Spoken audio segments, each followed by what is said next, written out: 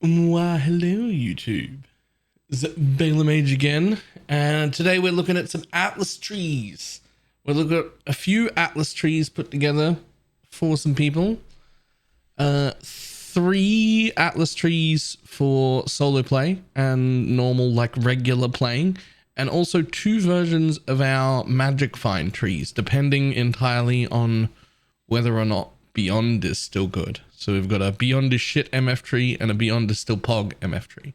So we're going to go through them all, but I do want to start with, I'm a little bit Pepega, so my trees might be shit. I don't think they are. I've worked pretty hard on them. They look pretty good. Chat looked them all over. We had a few hundred people watching and fine-tuning some things, so hopefully they're pretty good trees. But I'm sure there are a bunch more trees out there, so do keep looking around if you don't see something you like the look of. There are 2 trees in this one that I think people will love, though. So we're going to start with what I'm just calling my generic solo tree. This is the tree that I like the least, but not because it's shit, but mostly because it's just kind of the most boring. And it is fitting in all the harvest nodes, all the expedition nodes, all the shrines, and all of the heist stuff, except the heist stuff that's up here. It's actually just a little bit of heist stuff. So we got some heist stuff dropping and just a bunch of stuff to farm. We've got all of the 3 loads of plus map nodes. They won't be needed forever, but I always like to take a few of them to begin with to build my map pool up, and then I do end up usually dropping everything except Fortune the Brave eventually. We also have our full altar setup on this one, so we'll be able to farm altars and shrines, and it's just a generic, very boring stream of consciousness tree. It's strong, it's fine, there'll be plenty of mechanics to run here, but also just my least interesting one. But the next two are ones I'm excited about. The next one is my Grand Design tree. So moving over here, for anyone who doesn't know, Grand Design, small Atlas passives grant nothing. Your maps have 1% increased pack size per allocated notable. So we've managed to get 42% increased pack size on this tree. Now what's important is I didn't actually get the most amount of pack size I could get. I've seen some, I think they were at 47 or 48. You can get an extra few percent pack size. But what I wanted to focus on was like balancing getting as much pack size as possible with also getting nodes that mattered and that would really help. So things to actually juice with all of this disgustingly large amount of pack size. So we've come out here, we've got all of our strong boxes. We have blocked a lot of stuff. In fact, the only things we haven't blocked are Breach and Sacred Grove because we kind of need them. Everything else has been blocked for extra pack size. We've taken all these center nodes for extra pack size. We've gotten ourselves all of the Alva nodes so that we can still generate Alvas, including this time dilation thing. So we're just not all the Alva nodes in the world because we did miss this wheel, but enough Alva nodes to keep generating Alva missions, which is good. We've got shrines, all the important shrine nodes. This one's not important, so we're still going to get them. We're still going to get strong boxes that are corrupted. We're still going to get operative strong boxes. We've still got our harvest nodes, and we've still got our expedition nodes. A few nodes are taken that are a bit weird, like this Nico node, which obviously for me, I would never run Delve. I find Delve boring, but it's a 2.41% pack size. So there's a few in there like that. Like we've taken the Abyss node, but we've blocked Abyss, but that's just all about getting pack size. We do also have our occasional rogue metamorphs in our map, which might be a little bit dangerous. If you find yourself dying to them, you can just unspec those and lose 1% pack size. And we also got Flash Breach, because this is the only important breach node if you want to be able to do breaches just for the sake of increasing the mob count and quantity in your map. If you're trying to farm specific stones or chalupas or things like that, then you do need your other breach nodes. But if you're just trying to fill your map with as many mobs as possible. Breaches without Flash Breach feel really bad. Breaches with Flash Breach feel really good. So we've kept Flash Breach. We've also kept our altar node for altar farming. So this tree is the tree I'm pretty damn excited about. I think this one will run quite good. Getting a free 42% pack size on every single map is a disgusting amount of pack size. Even your super well rolled maps with like high quantity on them usually only have like 30 to 35 pack size total. This is 42 even if you put a white map in, and you're always going to be doing Fortune Favors the Brave when you do this, which is another 10. So you're looking at 52% pack size on every single map you launch. That's a lot of pack size, very juicy maps. So pretty excited about that one. The next one is a sort of boss rushing, invitation farming, and league mechanic farming tree.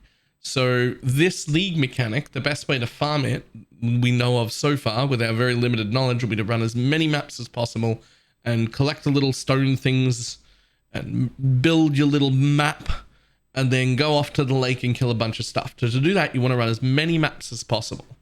So what this tree does is it generates as many boss maps as possible, as well as just as many maps as possible. So we've taken every duplicate node, every single one of them, as well as many of the connected map nodes with our extra points. We've done not very much. We've got Stream of Consciousness here. We've not invested in very much here. It does have essences and harvest, because harvest will be one of those ones where you can just dip in, kill the mobs, pick up one item and leave. So it's in a much better spot now. So that and essences, because they also don't slow you down.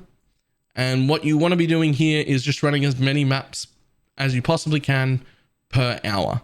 There's no investment into these. Frankly, you don't even actually need to alch them for this strategy. You could literally be running white maps or running them as they drop, or you could just alch and go. This is a very interesting tree to me. I know people have made quite a bit of money running this sort of tree and generating just a lot of boss maps to sell. But on top of that, we're also going to be building the lake now. Like, we're going to be building our league mechanics. And this is basically infinite map sustain, no investment, very easy to build our lakes. So super excited about that. The last two trees I've got are specifically trees that I'm going to be using, and these are the ones I'm the most shaky about. So we've done 2 trees for Magic Find, for my Magic Find duo. One of them is this one, which I've labeled If Beyond is Shit, maybe we'll run this. I'm very much still open to changing this. So if I see a better tree for MFing, then I will go with it. But for now, we've picked up our Alva node, generating more Alva missions. We've left on Harvest and Breach, just like everything else. We've also left on Rogue Marker stuff because we want them, and Blight Encounters because they're generally pretty juicy.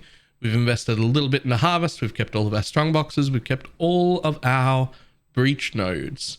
We've come out here and got those Breach nodes. We've come out here. We've got the Chalupa spawns more and the 70% chance to bot for bosses. And we've got a bunch of quant nodes from the top here and a bunch of quant nodes there. What we're missing, however, is the entire top hat here. So this is the one that I'm the least happy with, purely because I really haven't had a lot of investment time in like MFing without Beyond. And this is sort of my first, if there's no Beyond and I don't have to go over here, what am I going to do? And then this is the one that I'm really happy with and the one I'm really hoping to run. This is the one I really, really want to run. This is the tree. This requires every single point, but this is the one where if Beyond is still good, and it is very different from the other ones. This one is very min-maxed and I absolutely love it. And I want to be able to run this tree. So really fingers crossed Beyond is really, really good. So again, focusing on Alva. Again, we are letting Breaches and Sacred Groves through, although we are not invested in Harvest this time. We did get shrines. Unfortunately, we couldn't get over here to block anything. Out through Alva. Try and get as much Alva stuff as possible. 1 Beyond Wheel, 2 Beyond Wheel, 3 Beyond Wheel. Hopefully, we love Beyond. Hopefully, Beyond is still good. Wrath of the Cosmos, so that we get more drops from our altars. The entire top hat of increased quantity or increased effect of map modifiers. Our general altar nodes, all the breach nodes down here, all of those, and flash breaches, as well as our shrines. And the only thing that we took for harvest was this one node. And realistically, it was just because I really needed to get into here. I needed to get into the center to get my quantum rarity from here. And I couldn't decide what to go through. Harbingers are kind of bad now, so I didn't want to put Harbingers on. This is not really an essence build, so I didn't want to stop for essences. And I thought, even if I don't invest at all, harvest might be worth doing on our MF characters. And if it's not, we can just walk past it. And then we had a finished tree that looked like this and had 1 point left. And I was like, look, maybe you just have this 60% increased chance to get tier 4 plants, and maybe you get a boss plant here and there. Or maybe you just don't ever bother to do feared and you just end up with a 1 point short. The important part there is we just needed to get into the center. So these are my 5 Atlas trees. There are plenty more. I am not an Atlas tree expert. So I think that the 2 you should focus on the most from this video are our Grand Design tree, which I think is absolutely amazing for juicy maps that are even just Alch and Go. Also, you can add Stream of Consciousness to that by just dropping your Abyss nodes there, which do nothing. You do drop 1%, but then you can get Stream of Consciousness and not run Scarabs or anything. Or you can leave it like that and run fully juiced Scarabs. This is a lot of pack size. So that's the one I'm the most excited about. The second most excited about, and it's only a close second, is the Boss Rushing tree. This is the Boss Rushing and the Lake of Calandra running tree. Those are the 2 that I'm the most excited about. So those are the 2 I want to highlight the most, but I will be linking all 5 of them. That is all for our Atlas tree. That is all the plans I have for the Atlas. During the league, plenty of things might change, but that's what we're running with for now. And I will see everybody in the next video. Bye.